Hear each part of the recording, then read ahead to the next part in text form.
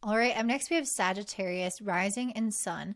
This full moon in Cancer is happening in your eighth house, and I think it could probably draw out a little bit more emotion within you because the eighth house does kind of have a little bit of a sensitive effect on us, especially if there are things that trigger us. But ultimately, I don't feel like this is triggering. I think that this full moon is really positive for the most part. There's a little bit of dysfunctional energy, which I'll get to in a second. Um, but I feel like you guys might be having some kind of realizations about things, about how you feel about things. The full moon in the eighth house can kind of show you where you feel like there are imperfections or where things are maybe needing to be healed or to be fixed in our lives in some kind of way. And yeah, I think that we can also realize what we really want in this house as well. Like when we're doing that kind of internal work and we're like, okay, this doesn't feel good. This makes me feel insecure. This is what I want instead. This makes me feel good. And so you guys might have some kind of processing and realization around things like that, especially when it comes to things that have already happened that were not feeling good for you or you weren't enjoying it. And this could be anything, like you had the wrong kind of client or the way that you kind of spent the time in your day or how you fed yourself that day. And I'm actually seeing a lot around specifically like relationships and work, especially like how we manage those areas of our life. I feel like this is a time to look at your priorities, look at how you've balanced things in your life, and ask yourself if that has felt really aligned and aligned with you, or if there's something that feels a little bit off. And I feel like this is kind of an ongoing message for Sagittarius for some reason. There's a lot around managing your energy and time in relationships and your priorities. I feel like maybe my Sagittarius is just have a little bit more going on than usual around this period of time. And so I think ultimately you guys are having to assess and reevaluate some of those things. So one of the things that I'm seeing with this full moon sextiling Jupiter in the sixth, it is a really good time to kind of get into a mode of refinement around your day-to-day life, around your work and your responsibilities and your health and all of those things that take time. So if there is things that you can improve upon in yourself or a situation, this is the time to do that. You might have clarity around that. I definitely feel like it's okay. I'll get to that in a second. Sorry, I'm getting ahead of myself.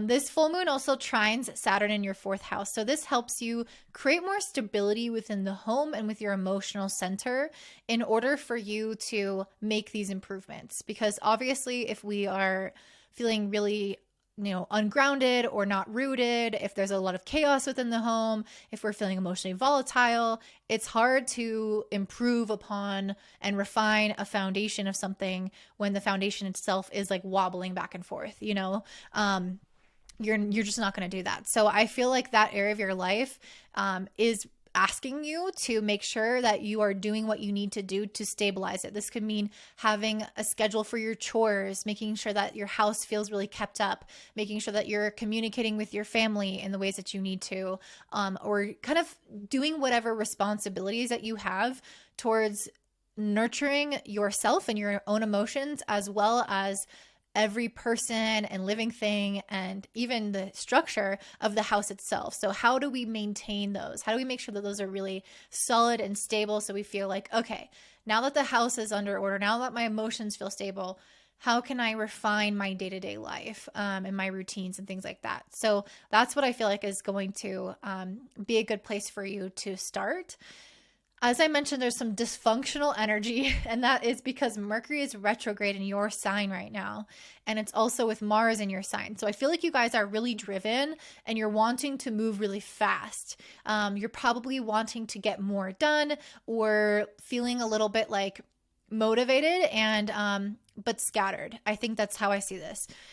There could be a need to redo things if you don't do them properly right now. And so one of the things that I think we should focus on is that refinement, especially around our health, because this is in your first house, but also anything really, our work and our relationships as well. Mercury retrograde does want us to kind of look at things through a new lens, and it's in your sign. So it's really having you self-reflect and be like, okay, what can I do differently? But that Mars energy, it can motivate you to kind of go back and refine things, but it can also kind of have you accelerate a lot when you don't need to be accelerating, especially because this Mercury Mars energy is squaring Neptune. So it's almost like the acceleration doesn't have a proper outlet. It's like you're pushing on the gas and the car is just like turning into a cloud, and it's like accelerating into dissipation and nothing. So it's a weird thing where it's like the energy doesn't have anywhere to go. I think that's a weird analogy, but I think maybe you get me.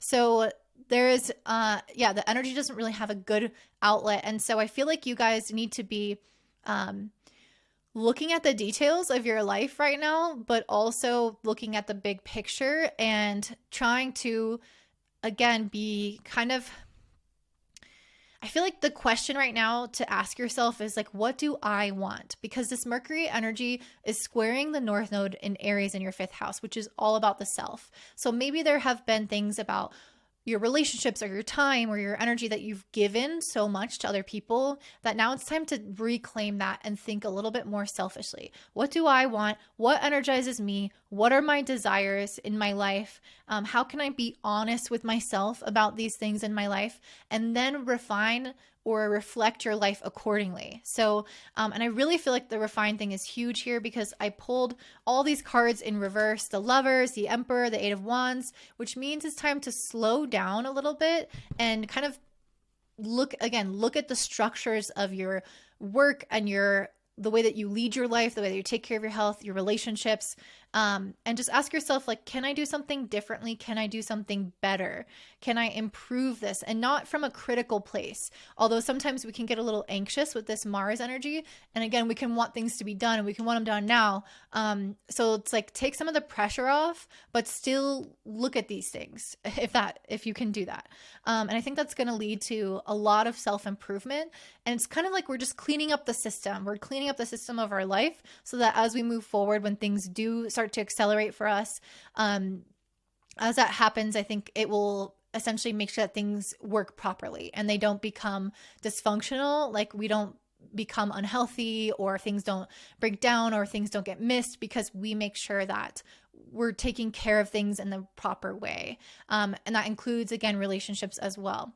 You guys also have Venus and Scorpio in your 12th house, trining Neptune in your 4th, and sextiling Pluto in your 2nd. So I definitely feel like this is a time to kind of look at things that you have ignored in relationships, especially in your emotions. And this could even be in your relationship with yourself. How have I nourished myself? How have I paused and taken care of myself? How do I feel about my appearance lately? Have I been spending enough money on that? Have I been spending enough time on that? Have I been spending enough time alone? These are all kind of things that you need to reflect upon, because it's a time of boosting our self-esteem, making sure that we're taking care of ourselves the right way, and not ignoring our needs, not ignoring our value, and showing ourselves our worth by taking these necessary actions. The last thing I'll say is that Jupiter in your 6th house is sextiling Saturn in the 4th. So it's really a good time to just make sure your everyday home life and work life and routine and health are all in order, because these areas are going to continue to grow for you and your responsibilities are going to continue to pile on.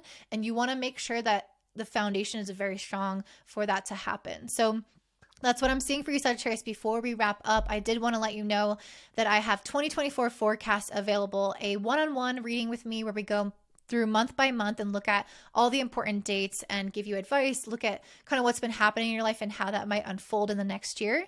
I also have a Notion template where I list out all the transits and the energies of those transits. So if you want to plan accordingly, you can use that. That's a little bit less personal, but still significant.